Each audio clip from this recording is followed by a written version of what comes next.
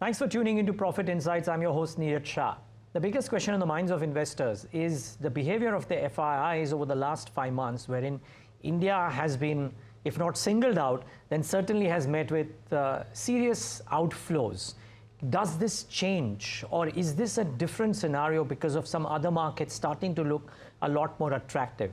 And post the corrective move that we have seen, does India at the margin start to look a lot more reasonable to the global money? Well, we thought let's connect with the global money and somebody who invests pan-Asia to try and understand how does he think of the current context. Our guest is Florian Weidinger, CEO of Santa Lucia Asset Management. He joins us right now on the show. Florian, so good of you to join us. Thanks for taking the time out. This is Neeraj here. Good morning. Good morning. Thank you so much for having me. Florian, how do you think of, the pleasure is entirely ours, of course. How do you think of investing in the Asian region in light of the fact that the scenario is materially different than what was there in October, both in terms of valuations as well as in terms of how the US is approaching trade with the world? Yeah, well, that's probably a very long conversation to go from this prompt, but and you're absolutely right. The landscape has been shifting very fast, and I think the last 6 weeks felt like 6 months. We're bottom-up investors across Asia, so we go wherever we see the opportunity, and we're less driven by, let's say, the headline narrative and more by sort of what we're seeing individual companies offer us.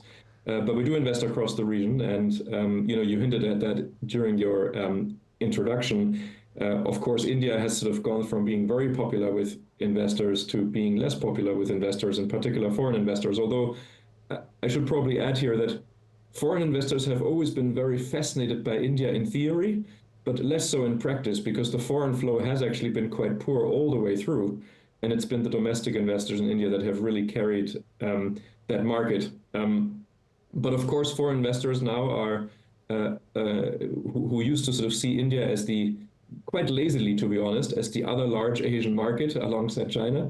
While China was sort of in the doghouse, that was an easy decision to spend more research time on India for a lot of foreign investors. But now that China is seemingly coming a bit out of this concept of being uninvestable, a concept we frankly never agreed with.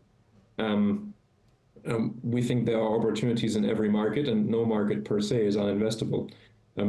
But that's sort of what's been happening. But I think the narrative of sort of foreign versus local, I think across Asia it's true. It's actually the local investors that are much more important in driving markets. I think that's true for India. I think that's also even true for China. If you look at the latest data, Goldman Sachs Prime has often data on hedge fund positioning in Hong Kong, China, and it's they've sort of re-entered at about sort of half the level they had re-entered at during the September stimulus. And other global long-only money, active equity funds, US institutions, all of those other pockets, they are flat as far as Chinese equities are concerned. So the rally in China is once more, it's driven by local investors, in particular mainland investors who are crossing into Hong Kong on the Hong Kong southbound connect. Wow, interesting you say that. Florian, and I have a cross question on that too, but can I just first try and, for the benefit of our viewers, and maybe I should have done first up. I heard you say that you are bottom-up investors, pan-Asia. Can you just give us a bit of a color around Santa Lucia? And when you say bottom-up, but you'd still, I believe, gotten out or went underweight India maybe 4 or 5 months back, if I'm not wrong, or maybe 6 months back. Why was that the case? Sure. Yeah. So we are a Singapore-based investment manager. We manage just over $1 billion of investor capital, primarily from allocators in Europe, a little bit the US. We invest bottom up, so we're value investors. We seek interesting risk rewards in individual companies. And you're right. So at the moment we have about 45% in China of the portfolio, and that has been the case over the last few years. We had almost a quarter of the fund in India throughout sort of 2023. And then in early 24, we took India down significantly from that sort of 23-24% of NAV level to around 7%. We have been buying again just now. So we have been, after this correction in the Indian, especially the Indian mid-caps, We've made our first purchase in India after almost a year, around sort of December, January. About a year ago, Indian valuations had just become very, very high. I should say here that, you know, I personally, I love India. I'm actually an overseas citizen of India, and I spend a lot of time in India. But Indian valuations, even with a very positive predisposition, Indian valuations had gotten very ahead, especially for an investor like ours, because we're very focused on value, cash flow, and even dividends. And so our investment menu in India was a lot shorter a year ago. But after this correction, we're starting to see a few names coming back into our screens, and we're starting to act a little bit on that. Got it. So Florian, just to demarcate this, the large cap space, a lot of people argue, is now trading across around mean valuations for the last 5-year or 10-year means, assuming a 15% earnings growth. But because you are bottom-up investors and you're not necessarily parked only into large caps, and I heard you say that you were starting to see the mid-cap valuations looking attractive.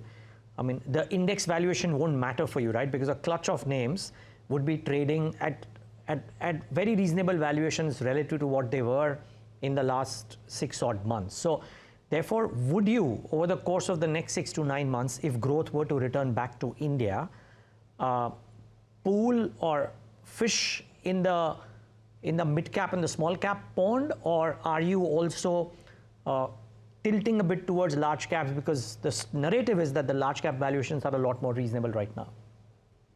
Yeah, I mean, the answer is yes to both. I mean, we're always open to both large and mid. It really depends on the individual opportunity. I mean, two areas we're currently investing in India is we've been on the large cap side, we've been following some of the state companies. Companies like ONGC have gotten a bit cheap, while actually introducing quite compelling market reforms internally, and more of their product being priced off market prices. The other big one actually for us is we quite like the InvIT space in India, the infrastructure trusts that are available. The Indian market has gotten very conditioned to chasing really sort of growth tomorrow, and but as the market is maybe becoming a bit more realistic, to not try to get rich overnight, and people take a closer look at valuations. We believe some of those stocks are getting very interesting because they're trading at IRRs that are sort of implying 12, 13% based on contracts. And I know a lot of investors, especially domestic ones, are very keen to sort of chase the next 50% pop up. But we believe the infrastructure trust sector in India is just trading at the wrong price. In particular, if you look how comparable assets trade in the rest of Asia at much tighter IRRs. And so while you're not going to double your money overnight, we think that sector is just priced wrongly because so much of the investor capital was seeking out the more speculative opportunities overnight. And so as a bit more realism sets in, we believe that sector has a chance to actually attract a little bit of capital, in particular now that for the first time in 5 years, the central bank is starting to cut rates, and people need to focus a bit more on that too. Okay. Okay, so since we have dwelt into the micro, I'll continue with that for a bit, and then I'll come to the macro, Florian, if that is okay.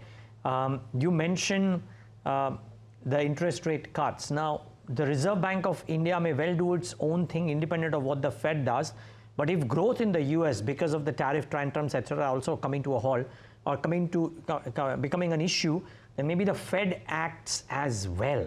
My question is the Reserve Bank of India or the Central Bank of India's rate cuts a necessary and a sufficient trigger for select pockets or the market-wide interest to go higher?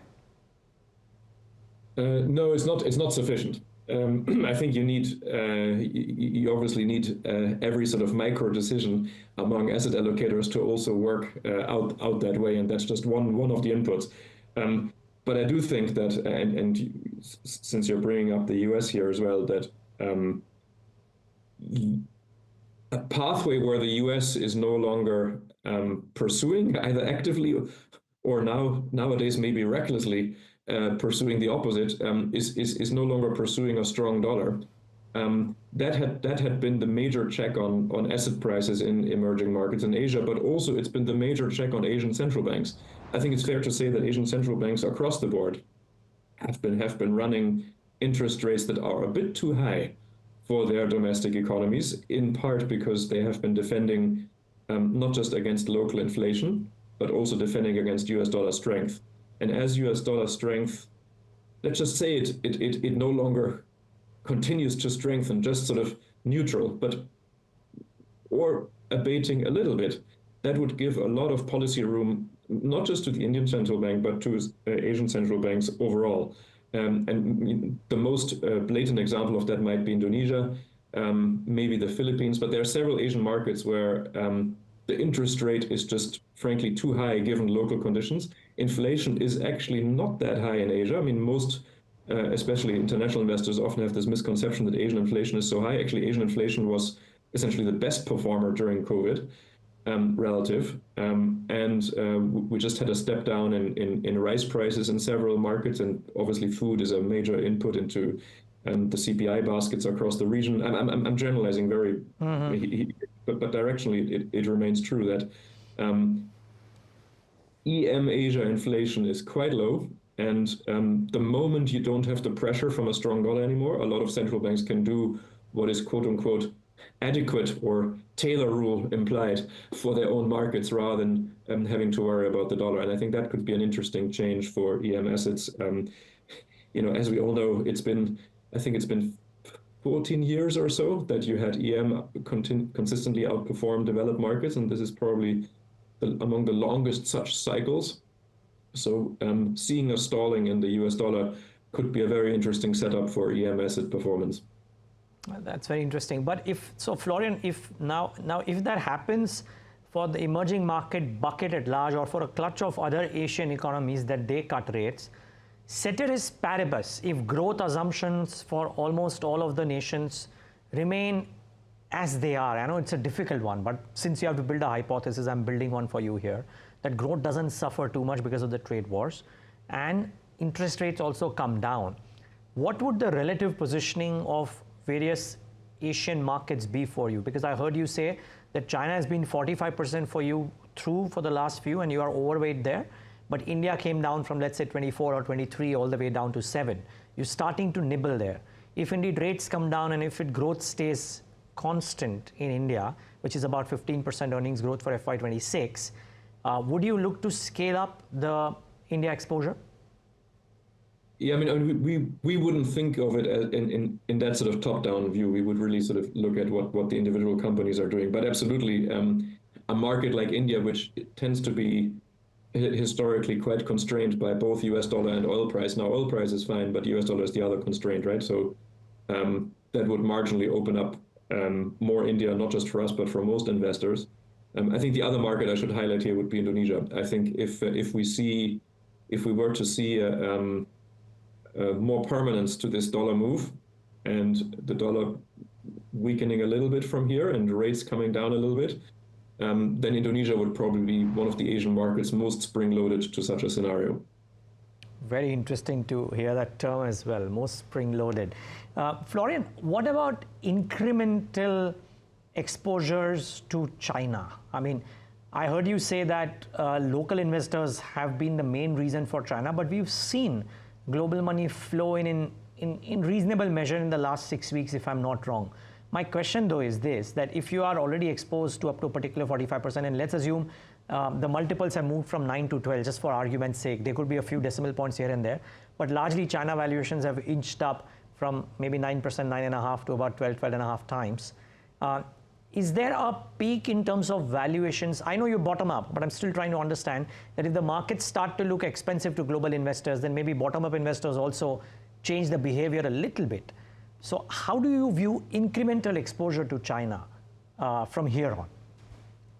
Yeah, I think, I mean, for investors around the world, I think this has been most people. I mean, a lot of people talk about this year because this year is the year where the more famous tickers like Alibaba and Tencent are doing well, but it's remarkable how many investment professionals don't know that Chinese equities did really well last year too. Chinese equities almost kept pace with US equities last year. And so, but that has really been sort of a stealth rally because at least the classic asset allocation pockets out of London and New York have not been involved. And so there's a bit of catch up to do, but I don't think we'll see this massive foreign rotation into China from here, simply because too many people have been sort of declaring in front of their investment committees only last year that China is uninvestable. It sort of looks very foolish to climb back down from that tree half a year later, and after the market is up 30-40%, that now you've changed your mind. So personally, I wouldn't be betting on a big renaissance of Western capital into China. It is, I think, all about the domestic animal spirits that are driving that market right now. And yes, a bit of hedge fund positioning, but it's really about what do the locals do. And within there's still a very interesting leg available for investors in China, and that is the pace of, and we've been working with some of these companies, and that's what's kept us in this market, is working together with a few of the state-owned enterprises in China who have been reforming very fast. This is something that's been happening over the last 3-4 years. You have over 100 central Chinese SOE groups that now have share option schemes for their management. Many of them have return on equity targets. So the government passed a new KPI last year, what they call shareholder value management, which basically encourages companies to buy back their shares and do something about their share price. Over 40% of our portfolio currently has companies buying back their shares. The government is making available policy instruments for undervalued companies to engage in share buybacks at discounted rates. So there's a lot going on. There's a lot of reform momentum supporting the equity market, and that's what attracted us to a few stocks in China, and we're continuing to work with those because that is a trend that's only sort of started recently. And so something that some people say China's uninvestable. Many people said within China the SOEs are uninvestable. But in our view, many of these SOEs have gone to be actually one of the most investable stocks in Asia, simply because they're introducing these very capitalist elements, share option schemes, return on equity targets, share buybacks. Doesn't sound like a communist state-owned enterprise to me. So that sort of transformation is still ongoing, and that's more than half of our China exposure. And if it wasn't for that trend, then our own China allocation would likely be lower. But turning back to the sort of what maybe global investors are doing, we think it's actually what the mainland investors are doing is the most interesting bit here. Got it. Well, what's not worked for the rest of the street has worked beautifully for you. China, uninvestable, you invested. SOEs, uninvestable, you made most of that. So, well, good for you. Florian, one more macro question, and then I have a couple of micro questions with regards to India. One more macro question. If indeed rates get cut in the US as well, right? And this question comes from the fact that I heard you mention that incrementally it might be difficult to put more large sums of money into China. So if we see rate cuts happening in the US, where does that incremental dollar, which moves typically eastward, go into? That's a large pool of money. Does it go to Europe? Because Europe is on a defense spend and a manufacturing spend, something that we haven't seen in a number of years, particularly your country, Germany, right? So does it move to Europe because that is not expensive? Does it move to countries like India, which have become a lot cheaper? Where do you think the incremental dollar will flow? I think the answer is all of the above. If this sort of weaker dollar, end of US exceptionalism theme starts to play, then all international equities will benefit. I mean, we're in the middle of that right now, right? We basically have Europe up, China up, and US down at the moment. I think all of the above are true. A weaker dollar would catalyze the marginal investor to find to be attracted to some of the infrastructure and defense investment that's happening in Europe, as well as overall EM equities, of which India is a major part. And it remains the case that foreign investors are very comfortable with India simply because they view the geopolitical aspect much more favorably as far as India is concerned than they do in relation to, for example, China. Music to the ears. One final question, Florian. I've taken 20 minutes of your time. I have one more question, and that is on what within India. Now, you briefly answered that. It was interesting to see a large global investor talk about an SOE enterprise, if you will, and of course, some of the InvITs that you mentioned. What about some of the globally exposed sectors in India? Because IT services, for example, large sector, quality name, a lot of FI exposure, but I mean, Citi, for example, has said that they are going to hire people and reduce the contracted workforce. And if US exceptionalism is at risk, then maybe it impacts the IT companies' order books as well. Secondly, banks, BFSI, large sector in India, usually has large global exposure, but has not done anything, and valuations are reasonable. So I would love to know, beyond InvITs, beyond one or two SOE names, where is it that you largely find favor?